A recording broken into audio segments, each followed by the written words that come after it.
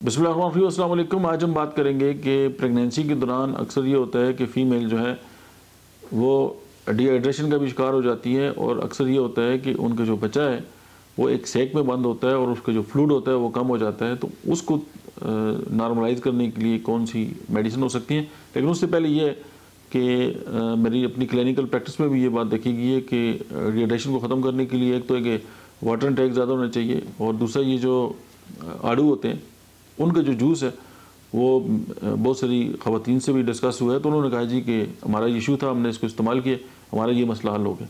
और होम्योपैथी की जो मेडिसिन है वो चाइना है, चूँकि बॉडी के अंदर जब भी फ्लूइड की कमी होती है और उसके साथ जो कॉम्प्लिकेशंस आती हैं उनमें चाइना ऑफिशिनैलिस जो है वो शानदार रिज़ल्ट देती है।